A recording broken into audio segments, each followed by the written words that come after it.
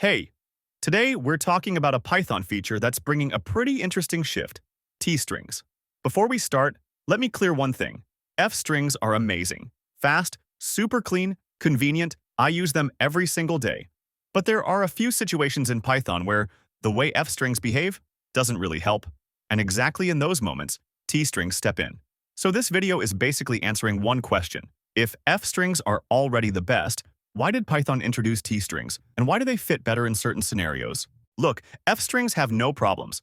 When Python introduced them, string formatting became 10 times better instantly. Their simple nature is their beauty. You add a variable inside curly braces, and Python immediately gives you the final string. And honestly, for daily coding, that's exactly what we want. But here's the catch. F-strings create the final output instantly, like immediately, which means once the final string is built, you cannot touch the dynamic parts anymore. You cannot sanitize, you cannot escape, you cannot validate, or you cannot apply transformations. And this limitation becomes a real problem when the use case is sensitive, like HTML generation, SQL constructing, logging with metadata, and building custom template systems. In all these cases, you need to process the dynamic values before they get mixed into the final output. And this is the exact moment T-strings enter. T-strings aren't a replacement for F-strings. Think of them like a more flexible, extension-style feature. Instead of producing the final string immediately, a T-string gives you a template object. In that object, all literal text and dynamic parts are stored separately.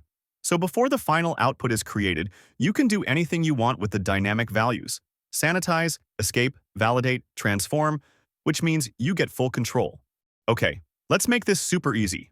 Imagine a user gives this dangerous input. Now watch what happens with an F-string. The moment you write this, Python instantly creates the final string. Now if you say, wait, I want to sanitize it first, too late, the dynamic part is already mixed into the final output. You cannot pull it out again. This is the core limitation of F-strings. But with T-strings, this does not create the final string. This gives you a structured template. The literal part is separate, and this dynamic part is also separate. This means you can now write this, and Python will escape the input first and then build the final output. For example, if we write it like this, then the final safe result would be like this. Clean, safe, and way more readable than doing messy dot-replace chains in F-strings. This one example explains the whole motivation. T-strings are best in places like HTML generation, SQL construction, logging with structured metadata, writing template engines, or when you must escape or sanitize user input. Anywhere you need processing before formatting, T-strings can help. Alright guys, I hope the entire motivation behind T-strings is now crystal clear. If you liked this video, give it a thumbs up and subscribe for more Python goodness, and I'll see you in the next one.